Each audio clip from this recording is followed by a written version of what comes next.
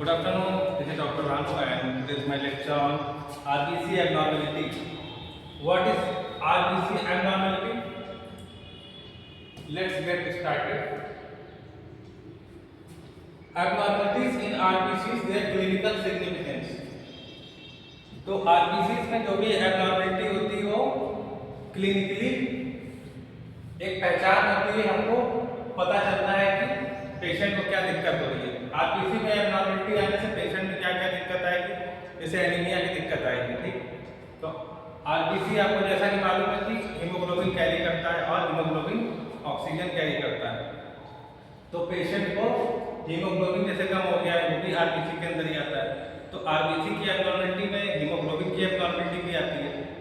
ठीक है, आरबीसी का स्ट्रक्चर भी डिपेंड करता है किस आरबीसी में एबनॉर्मलिटी क्या हो गई तो आरबीसी का शेप चेंज हो जाता है, और आरबीसी का शेप चेंज हो गया तो पेशेंट को एनीमिया की दिक्कत आती है। तो नॉर्मल ब्लड सेल्स कैसी होती है? राउंड सेल होती है। ठीक, जैसा आपने पिक्चर देख रहे हैं, राउंड सेल होती है सर्कुलर शेप में। ठीक, and they have a small area of central fat polar. Small में जो बीच में आपको व्हाइट कलर का एरिया दिख रहा है वहां पर आरबीसी की थिकनेस कम होती है, इस वजह से वो थोड़ा पोलर एरिया दिख रहा है। और चारों तरफ से आरबीसी की जो डायमीटर आप देख रहे हैं चारों तरफ का वो कैसा रहता है? ठीक रहता है। तो आरबीसी अंदर से बाइकनकेव होती है। बाइकनकेव दोनों तरफ से अंदर की तरफ धंसी हुई। ठीक है, तो बाइकनकेव होती है।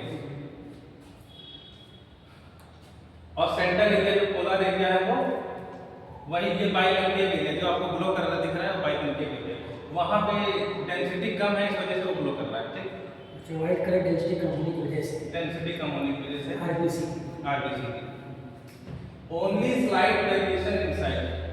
अच्छा, सारी आरबीसी में थोड़ा सबका सेम साइज है, थोड़ा स्लाइट वेरिएशन होगा।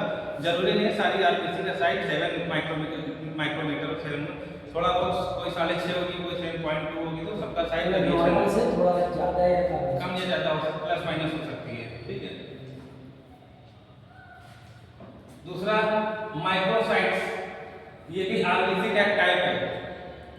एक तो नॉर्मोसाइट हो गई, आरबीसी नॉर्मल होती है तो नॉर्मोसाइट्स होती है। और आरबीसी अगर छोटी हो जाए, माइक्रो मतलब आप समझते हैं छोटी, तो माइक्रोसाइट मतलब छोटी हो जाना।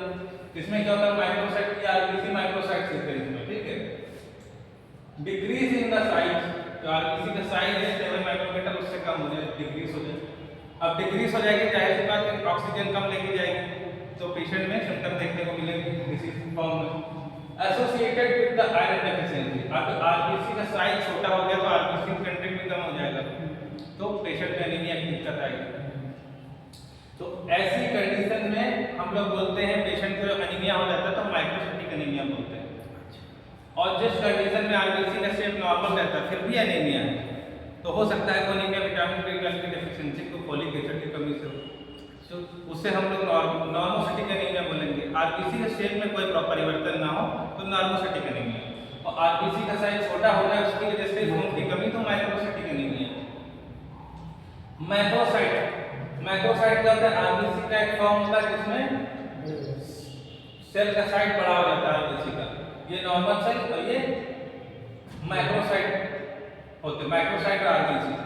तो इंक्रीज हो जाएगा साइज में और उसके साथ में क्या होगा? मेगालोब्लास्टिक एनीमिया कहलाएगा। ठीक, इस तरह से आरबीसी का साइज इंक्रीज हो जाने से उसको मेगालोब्लास्टिक एनीमिया बोलेंगे, क्योंकि कोई भी चीज बढ़ जाती है या घट जाती है वो भी डिसीज फॉर्म करती है। उसकी साइज बढ़ जाने से हम ये नहीं समझ सकते कि उसकी कैपेसिटी बढ़ गई, कभी कभी साइज बढ़ने से उसकी कैपेसिटी कम हो जाती है, पावर कम हो जाती है। ठीक है, लगेगा कि इसमें हीमोग्लोबिन ज्यादा है लेकिन कम होगा, कंटेंट कम होगा, सेल का साइज बढ़ गया, उसमें कंटेंट कम हो गया, सेल का साइज बढ़ गया लेकिन सेल कंटेंट कम हो गया। ठीक है, ये हो गया। तो इसे हो गया, तो सेल का साइज छोटा होने से माइक्रोसाइटिक एनीमिया, सेल का साइज बड़ा होने से मेगालोब्लास्टिक एनीमिया। ब्लास्ट मतलब सेल, मेगा मतलब बड़ा, मेगा मतलब बड़ा, मेगालोब्लास्ट मतलब सेल का साइज बड़ा हो गया तो जैसे एनीमिया हो, मेगालोब्लास्टिक एनीमिया। इस वजह से एनीमिया बड़ा हो गया। जी, और चौथा हमारा हाइपोक्रोमिया। हाइपो का मतलब हो गया कम, और क्रोम का मतलब होता है कलर, कलर कम हो जाना। तो हीमोग्लोबिन में कलर किसकी वजह से होता है? वो आरबीसी में कलर किसकी वजह से होता है? हीमोग्लोबिन की वजह से। तो मतलब हीमोग्लोबिन की मात्रा कम हो गई, तो हाइपोक्रोमिया। जो आरबीसी रेड दिखती है हीमोग्लोबिन की वजह से, अब आरबीसी में हीमोग्लोबिन कम हो जाए तो आरबीसी कम रेड दिखेंगे, तो hypochromia. Red cell with a large area of central pallor part, ठीक। हाइपोक्रोमिया में क्या होता है? रेड सेल में क्या होता है? ये रेड सेल है, large area of central parallel, अंदर का सेंट्रल एरिया वो बड़ा दिखेगा, जो कम दिखना चाहिए वो बड़ा दिखेगा, मतलब आयरन कम होगा। जितना ज्यादा आयरन होगा उतना इस साइड में डार्कनेस दिखेगी, तो अंदर का सर्कल बड़ा हो जाएगा, व्हाइट वाला जो पोलर एरिया है वो बड़ा हो जाएगा, जिससे क्या होगा? आयरन डेफिशिएंसी, ठीक। आयरन डेफिशिएंसी, अगर बीच का व्हाइट हिस्सा ज्यादा दिखा तो मतलब आयरन डेफिशिएंसी। ये देखिए इसमें वो नॉर्मल, इसमें देखिए लास्ट बीच का। अच्छा, तीनों में आयरन की डिफिशियंसी कम होगी, जैसे तीन बताया ना, हाइपोक्रोमिया, माइक्रो, और एक और बताया आपने कहाँ कलर वाला एक तो नॉर्मल साइड था, एक माइक्रो साइड था, ठीक, एक मैक्रो साइड था, ये हाइपोक्रोमिया हो गया। कुल मिला के बातें हीमोग्लोबिन पे ही आती हैं। आरबीसी का मेन कंटेंट हीमोग्लोबिन, ठीक है। और आगे बढ़े, इस पिक्चर में आपने देखिए अंदर का जो व्हाइट वाला सर्कल ज्यादा बड़ा है, ठीक है। स्पेरोसाइट्स क्या बोलते हैं? हाइपरक्रोमिया, ज्यादा कलर डार्क हो गया। अब इसमें क्या होगा? सेल्स जो है ज्यादा ग्लो कर रही है, डार्क कलर ज्यादा दिख रहा है। सेल्स आर नॉट बाइकन्केव, ये जो ग्रीन व्हाइट एरिया दिख रहा था बाइकन्केव होने की वजह से, तो सेल क्या बाइकन्केव नहीं है, ठीक, फ्लैट हो गई। No central area of parallel part, ठीक, सेंट्रल पैरेलल पार्ट नहीं, smaller surface area for the cell size. Cell के लिए स्मॉलर सरफेस एरिया सेल को कम मिल रहा है, सरफेस एरिया बढ़ता है, सरफेस एरिया कम हो रहा है सेल का। और इनहेरिटेड डिसऑर्डर, ये जन्मजात लक्षण है, ठीक है। जो बाइकन्केव जो रहता है वो नहीं है, वो इनहेरिटेड डिसऑर्डर है। और एक autoimmune haemolytic anaemia. Autoimmune haemolytic anaemia क्या हो गया? ऑटोइम्यून मतलब जो शरीर में अपने आप हो जाए, जिसका कोई कारण ना हो, जो डिसीज है जिनका कोई कारण नहीं है, ऑटो इम्यून डिसीज बोलते हैं, ठीक है। तो बिना कारण के कैसे? मतलब उसका कोई ऑटो इम्यून मतलब क्या? हमारी इम्यून सिस्टम है, हमारी इम्यून सिस्टम का काम क्या होता है? हमारी बॉडी का डिफेंस करना, लेकिन हमारी बॉडी का इम्यून सिस्टम हमारे अगेंस्ट काम करने लगे, हमारी सेल्स को खराब करने लगे, तो वो ऑटो इम्यून डिसऑर्डर हो जाएगा। उसमें क्या होगा? अपने आप ऑटो इम्यून, अपने आप क्या होगा? हीमोलिटिक एनीमिया, ब्लड अपने आप टूटने लगेगा, अंदर खुद ही लड़ने लगेगा, शरीर से लड़ने लगेगा। हाँ, हमारा डिफेंस सिस्टम हमारे अगेंस्ट काम करेगा, तो उसमें क्या होगा? हीमोलिटिक होगा। हीमोलिटिक मतलब ब्लड सेल टूटेंगे, हीमो मतलब ब्लड, लिटिक मतलब टूटना, ब्रेकडाउन होना, तो हीमोलिटिक एनीमिया हो जाएगा। ब्लड सेल टूटने की वजह से एनीमिया होगा, तो ये ब्लड सेल के टूटेंगे बाद, ठीक है, हीमोलिटिक एनीमिया होगा। टारगेट सेल, 20 ये टारगेट सेल है, ठीक है। टारगेट सेल में क्या होगा? 30 cells have a centrally stained area, ठीक। थैलेसीमिया, आयरन डेफिशिएंसी, इसमें भी सेंटर में धब्बे पड़े रहेंगे, जो सेंटर में जो व्हाइट एरिया था, व्हाइट कॉन्टूर भी रहते हैं, हाँ, व्हाइट किनारे रहेगा, बीच में धब्बा रहेगा, ठीक है, तो वो क्या होगा? थैलेसीमिया बोला जाएगा उसे। ऐसी कंडीशन को थैलेसीमिया बोलेंगे, इसमें भी आयरन डेफिशिएंसी होगी। स्टोमेटोसाइट्स हो गया। अब जैसे आपने पत्ती में आपने बायोलॉजी पढ़ी होगी, तो स्टोमेटा पढ़ा होगा, जहां से सांस लेते हैं, पत्तियां अपना सांस लेती, स्टोमेटा। स्टोमेटा का डिजाइन कैसा था? लिप शेप में, अपर और लोअर लिप शेप में था ना, तो इसमें आपको क्या स्टोमेटा से बीच में स्टोमेटा जैसा दिखने को मिलेगा, ठीक है। These cells show an oval or rectangular area of central pallor. ये तो ओवल दिखाई देगा या रेक्टेंगुलर शेप में हाँ, दिखाई स्टोमेटा का शेप कैसा होता है? स्टोमेटा जैसा शेप दिखेगा, ठीक है। ये अपर लिप लोअर लिप ऐसा दिखेगा, ठीक है। ये दिख रहा है आपको? ये एरिया दिख रहा है और ये नीचे का एरिया दिख रहा है, ठीक। और पिक्चर को बड़ा करेंगे, हाँ समझ में आ रहा है, लिप की तरह दिख रहा है। ये एरिया और ये एरिया और ये एरिया, बीच में के सेट राउंड दिखना चाहिए था, ऐसा नहीं, स्टोमेटा टाइप में दिख रहा है, ठीक है। अनिसोसाइटोसिस क्या होता है? Anisocytosis a variation in the size of red blood cells is observe blood disorder. A variation in the size of red, हाँ, ब्लड सेल के साइज में वेरिएशन देखने को मिलेगा, ठीक है। कोई सेल छोटी होगी, कोई सेल बड़ी होगी, और ये चीज गिनती में तो होगी नहीं, ब्लड सेल तो लाखों में होती है, लाखों, एक ड्रॉप में लाखों में होंगी, ठीक है। तो जब आपको एक माइक्रोस्कोपिकली देखेंगे तो आपको जैसे 8-10 गिनने में आ रहे हैं, ठीक, एक पर्टिकुलर एरिया में। तो जब वो 1 ml में देखा जाएगा या 1 डेसीएमएल में देखा जाएगा तो वो चीज लाखों में सेल्स हो जाएंगे ना, और पूरी बॉडी में देखेंगे तो करोड़ों अरबों में सेल्स हो जाएंगे। तो वो डिफॉर्मिटी करोड़ों अरबों सेल्स में हो जाएगी, तो उससे भी हमारे शरीर में प्रॉब्लम होगी, सांस लेने में पेशेंट को दिक्कत होगी, सांस फूलेगी क्योंकि ऑक्सीजन नहीं जा पा रहा है, तो हीमोग्लोबिन कंटेंट कम है, ब्लड डिसऑर्डर है।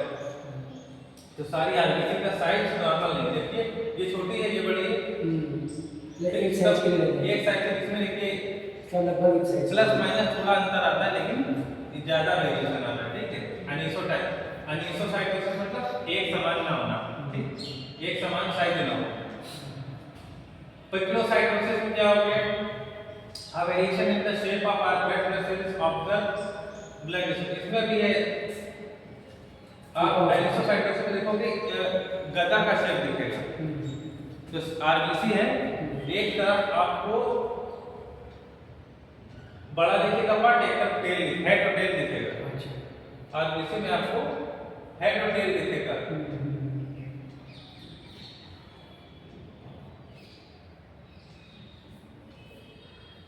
ये था पिक्लोसाइटोसिस है ना, हेड दिखेगा, पीछे टेल दिखेगा, तो ये भी डिसऑर्डर है, शेप डिसऑर्डर है। तो इस शेप की वजह से पिक्लोसाइटोसिस बोलेंगे। सिकल सेल एनीमिया, सिकल का मतलब होता है हंसिया, जिससे खेत में किसान घास काटता है, उसके शेप की वजह से सिकल मतलब तो वही होता है ना, तो उस शेप में हो जाएगी आरबीसी, ठीक है। तो भी वो प्रॉब्लम होगी, सिकल सेल की है, तो आरबीसी की एब्नॉर्मलिटी कहलाएगी सिकल सेल्स। ओवेलोसाइट्स, अब आरबीसी का साइज ओवल शेप में हो गया, राउंड शेप में होने की जगह, ठीक, ये भी एब्नॉर्मलिटी है। एलिप्टोसाइट्स में क्या होगा? मोर ओवल देन ओवेलोसाइट, ओवेलोसाइट से ज्यादा और ओवल हो जाएगा, ठीक है। एक तरह से बेसिलाई फॉर्म में हो जाएगा, बेलन के आकार में हो जाएगा, ठीक। आरबीसी देखिए बेलनाकार है, बेलन के आकार है। ओवल से ज्यादा, ओवल से जब ज्यादा और ओवल कर दिया जाता तो बेलन के शेप में हो जाता है, ठीक है। सिगार शेप, ठीक, सिगार शेप में दिख रहा है, ठीक है। Acanthocytes, red cells with sharp irregular horn, ठीक है। देखिए साइड में नहीं, बाउंड्री इरेगुलर हो गई, बाउंड्री जो है इरेगुलर हो गई, तो red cells with sharp irregular मतलब एनेमिक जो ब्रांचेस निकलेंगे, थॉर्न लाइक मतलब सींग जैसी स्ट्रक्चर है, ठीक है। Like projection of outer as में है प्रोजेक्शन, किसकी वजह से हो रहा है, किस और उसके साथ में क्या हो रहा है? Associated with abnormal phospholipid metabolism, patient में फॉस्फोलिपिड की मेटाबॉलिज्म एब्नॉर्मल रहेगी, ठीक है। बर्थ सेल क्या होती है? Red blood cells with pointed projection on their outer edge, same चीज है इसमें भी है। अगर as a artifact of uraemia and other condition, uraemia की कंडीशन, ठीक है, और ब्लड में यूरिया बढ़ जाना, एनीमिया की कंडीशन और सम अदर कंडीशन की वजह से। तो ये पिक्चर बर्थ सेल देख रहे हैं, ठीक है। Basophilic stippling, presence of a fine और पोस्ट पर्पल स्टेनिंग, बीच में पर्पल कलर की स्टेनिंग आ जाएगी, रेड की जगह पर्पल धब्बे दिखाई देंगे, ठीक है। ये थैलेसीमिया कंडीशन में होगा और लेड पॉइजनिंग में भी होगा, लेड जो केमिकल होता है उसके पॉइजनिंग पे, और इन्फेक्शन में भी होगा, ब्लड, ठीक है। इन्फेक्शन में थैलेसीमिया में और लेड पॉइजनिंग देखने को मिलेगा। सिड्रोसाइट्स,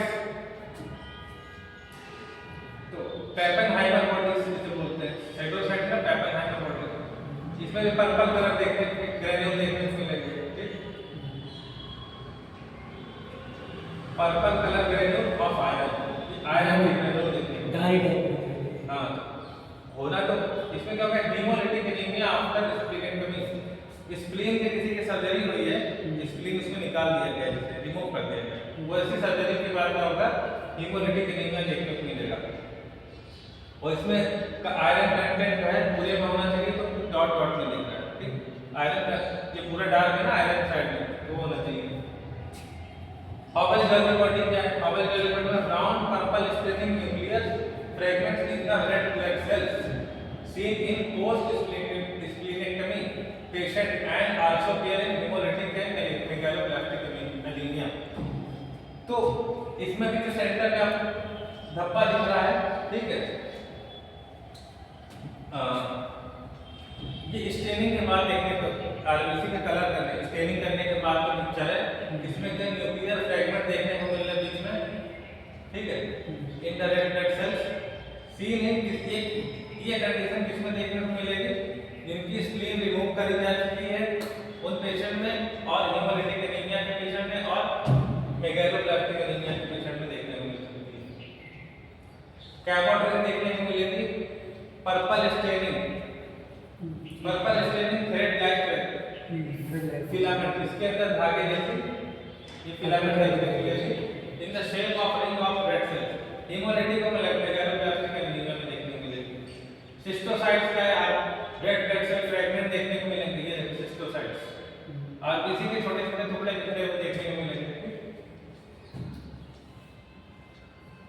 क्रीसेंट बॉडी, क्रीसेंट बॉडी या सिकल सेल भी बोलते हैं इसको, फिर से जो सिकल सेल में क्रीसेंट ये जो शेप देखने को मिल रहा है, सी से rupture red cells in the shape of quarter moon, moon shape में देखने को मिल रहा है, यही सिकल सेल भी होता है, कि वहां पे आप देखें क्रीसेंट लिखा हुआ था, सिकल सेल या क्रीसेंट, ठीक है, क्रीसेंट का मतलब ये हो गया सी शेप में।